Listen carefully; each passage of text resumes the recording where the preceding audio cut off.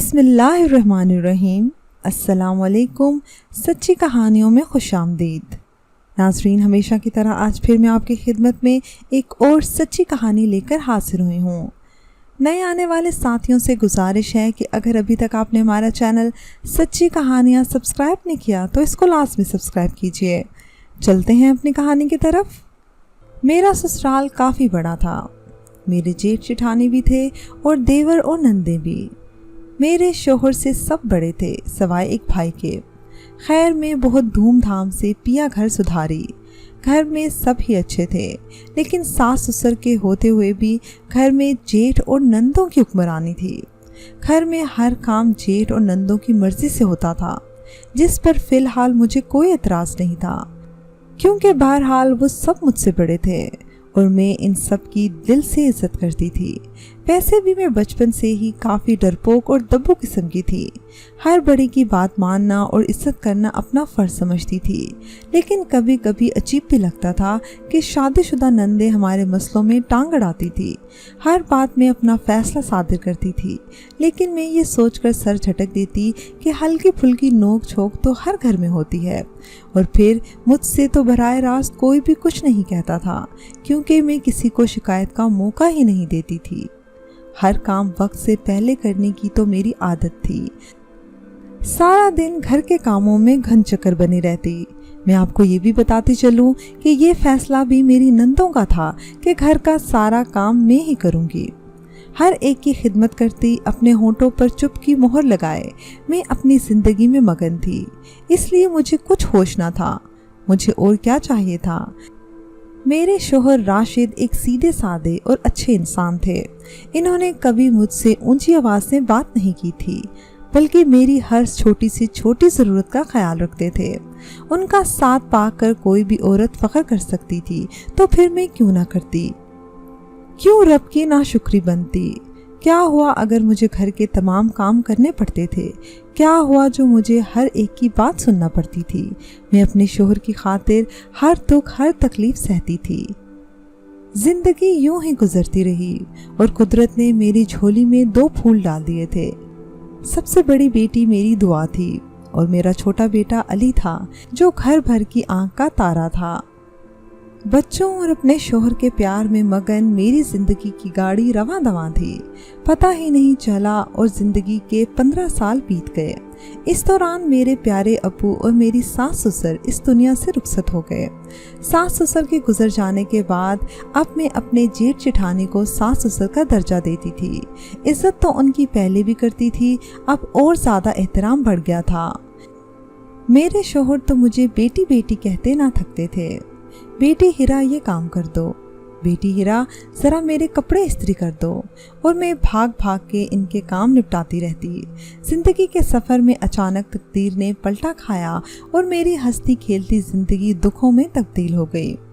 उस रोज़ मैं मामूल के कामों में मसरूफ़ थी। शोहर ऑफिस और बच्चे स्कूल जा चुके थे कि एक फ़ोन आया, जिसके ज़रिए ये दुख भरी खबर मुझे मिली। मेरे शोहर एक्सीडेंट में जान बाग हो गए थे। मेरे तो होश उड़ गए। मेरे चारों तरफ जैसे अंधेरा छा गया।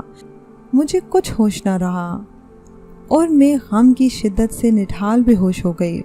शोहर का जनाजा कब उठा, कब तदफीन हुई, मुझे कुछ खबर ना थी। मुझे तो अपना होश ना था। बच्चे किस हाल में थे मैं नहीं जानती थी। रो रो कर मेरे आंसू भी खुश्क हो गए थे। खुदा जब गम देता है तो इसे सहने का हौसला भी अता करता है। रफ्ता रफ्ता मुझे भी सब्र आ गया। मैं बच्चों में मगन होकर दोबारा जीने लगी, लेकिन मैं नहीं जानती थी कि अभी मेरा इम्तिहान ख़त्म नहीं हुआ था। मेरी तकदीर मुझ पर और सितम ढाने को तैयार थी। शोहर के चेहलम के अगले रोज़ में उदास और मलूल सी अपने कमरे में बैठी अली को खाना खिला रही थी, जो अपने पापा से बहुत ज़्यादा उनसियत रखता था और अब हर वक्त उनको याद करता रहता था। मेरी बड़ी नंद कमरे में दाखिल हुई और बेड के किनारे पर टिक गई। कुछ देर तक वो खामोश बैठी पहलू बदलती रही। मैं कनखियों से उनका मुशाहिदा कर रही थी। वो शायद कुछ कहना चाह रही थी, लेकिन हिचकिचा रही थी।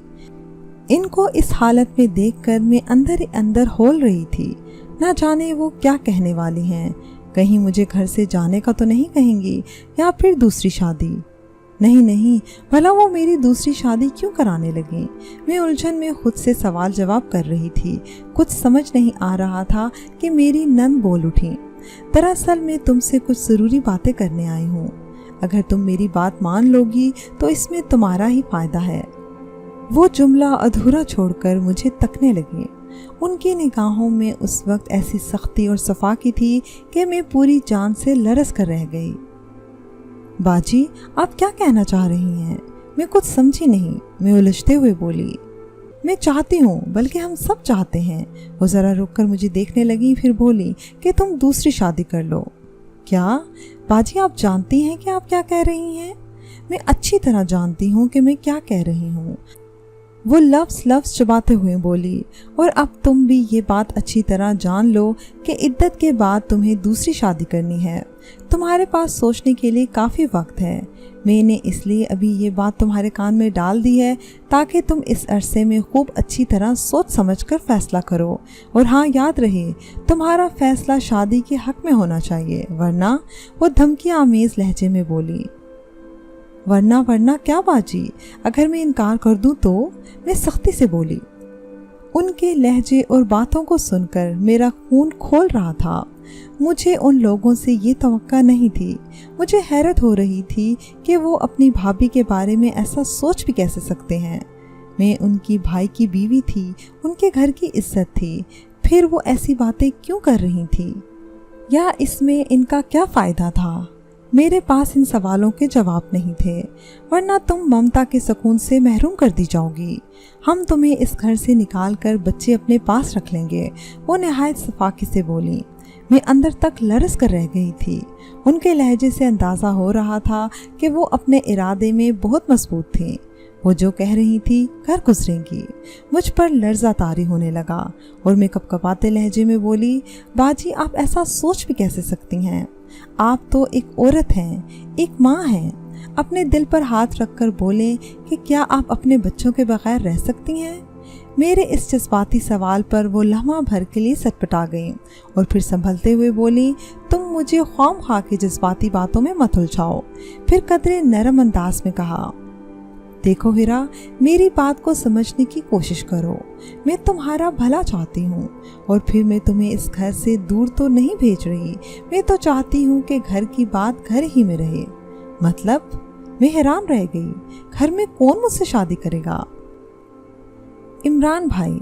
इन्होंने मेरे ससुर जैसे जेठ का नाम लिया तो मेरा दिमाग घूम गया।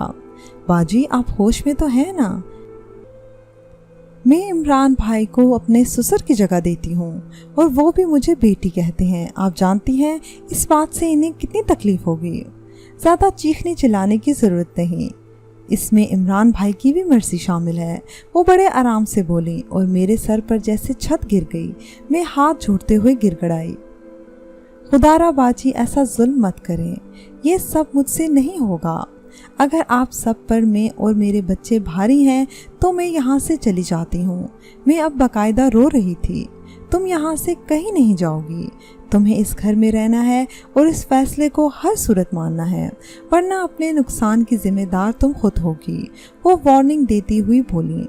मैं जानती थी कि इस सूरत हाल से निकलना इतना आसान नहीं, क्योंकि इनकार की सूरत में वो मेरे बच्चे मुझसे छीनने की बात कर रही थी। मैं बहुत बड़ी मुश्किल में थी। मुझे फिलहाल हिकमत अमली से काम लेना था। चुनाचा मैं संभलते हुए बोली, ठीक है बाजी, अगर आप सबका यही फैसला है तो मैं सोच कर जवाब दूंगी। मेरी बात सुनते ही वो नरम पड़ गई। मैं जानती हूँ तुम बहुत समझदार हो। जो फैसला करोगी बेहतर होगा, तुम्हारे लिए भी और बच्चों के लिए भी। ये कहकर वो कमरे से निकल गई और मैं फूट फूट कर रो दी। आज हकीकत में मैं खुद को बहुत अकेला महसूस कर रही थी। अभी मुझे समझ आ रहा था कि ये सब चक्कर क्या था। दरअसल मेरे ससुर से मिलने वाले हिस्से को मेरे शोहर ने मेरे और मेरे बच्चों के नाम कर दिया था। अब अगर मैं ये घर छोड़ती या किसी और से शादी करती तो लाजमन मेरे ससुराल वालों को मुझे मेरा हिस्सा देना पड़ता, जो वो नहीं देना चाहते थे। इसी दौलत की लालच में मेरे जेठ, जो मुझे बेटी का दर्जा देते थे, अब मुझसे शादी के ख्वाहिशमंद थे। मेरे वहमो गुमान में भी नहीं था कि तकदीर मेरे साथ ऐसा घिनौना मजाक करेगी।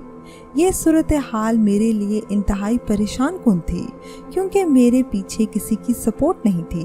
मैं ये परेशानी किसी के साथ शेयर नहीं कर सकती थी। भाई कोई था नहीं, अब्बू की वफ़ात हो चुकी थी। एक अम्मी का वजूद ही था जो ज़िंदगी के तपते सहरा में मेरे लिए शजर साए से कम ना था।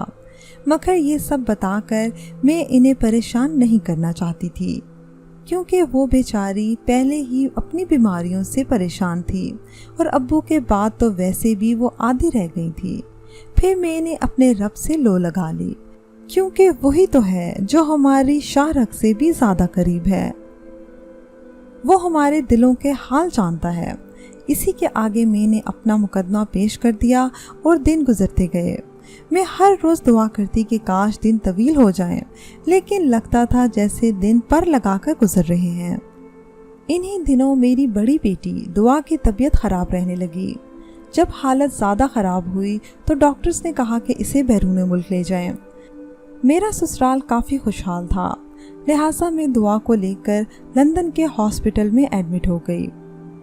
वहाँ उसके तमाम टेस्ट हुए तो ये दिल दहला देने वाला इंकशाफ हुआ कि दुआ को ब्लड कैंसर है। घर में सब ही दुआ के लिए परेशान हो गए। मैं दुआ की लंबी उम्र की दुआएं मांगती। वक्ती तौर पर मेरी शादी का मसला टल गया था, लेकिन उन दिनों में बहुत परेशान रहती थी। मुझे सिर्फ और सिर्फ फिक्र थी तो अपनी बेटी दुआ की। आखिर डॉक्टर्स की कोशिशें, सबकी दुआएं और रब करीम की मेहरबानी से मेरी दुआ ठीक होने लगी। मैं अपने रब का शुक्र अदा करती ना थकती थी। दुआ को नई ज़िंदगी मिली थी। मेरी खुशी का कोई ठिकाना ना था। मेरी नंद ने मेरी शादी की बात छेड़कर मेरी खुशियों को तहस नहस कर डाला। फिर तुमने क्या सोचा है हीरा? एक रोज़ वो अचानक बोली। किस बारे में बाजी? मैंने चूक कर कहा। अब इतनी अनजान न बनो। इस बारे में तुमसे पहले बात मैं कर चुकी हूँ। तुमने सोचने का वक्त मांगा था, वो तड़क कर बोली। मैं हैरान परेशान उनकी शक्ल तकने लगी। मैं तो समझ रही थी कि खतरा टल गया है, मगर वो तो मेरे सामने मुंह फाड़े खड़ा था। मुझे कुछ समझ नहीं आ रहा था कि क्या कहूँ। बस इतना ही कह पाई, बाजी कुछ ख्याल करें, दुआ अभी हॉस्पिटल में है। घर में सब परेशान हैं और आप ऐसी बातें कर रही हैं। मैं तुम्हें सिर्फ इत्ला दे रही थी कि दुआ के डिस्चार्ज होते ही हम तुम्हारा निकाह इमरान भाई से कर देंगे। यूं भी भाभी के इंतकाल के बाद से भाई खुद को बहुत अकेला महसूस करने लगे हैं और मैं अपने भाई की खातिर किसी भी हद तक जा सकती हूँ। तुम समझ रही हो ना मेरा मतलब? बाजी ने धमकी आमेज लहजे में मुझे कहा। जी बाजी, मैं फ़कत इतना ही कह पाई, क्योंकि इनके तेवर अच्छे नज़र नहीं आ रहे थे। अगर मैं ज़रा भी चूं चरा करती तो कुछ बैद नहीं था कि वो अभी मेरा निकाह पढ़वा देती। इसलिए मैंने खामोशी में ही आफियत जानी, जबकि मेरी खामोशी को वो मेरी रजामंदी समझकर इसीलिए फिर कुछ नहीं बोली। मज़ीद 4 दिन गुजर गए। मैं हॉस्पिटल में ही थी, लेकिन हर दम सोच की सूली पर लटकी रहती थी। अकल माफ हो चुकी थी। कुछ समझ नहीं आ रहा था कि क्या करूं।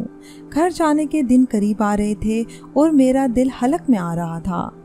मैं इमरान भाई से शादी भी नहीं करना चाहती थी और बच्चे भी नहीं छोड़ सकती थी। कुछ ही दिनों बाद दुआ को हॉस्पिटल से डिस्चार्ज कर दिया गया और हम वापस पाकिस्तान आ गए।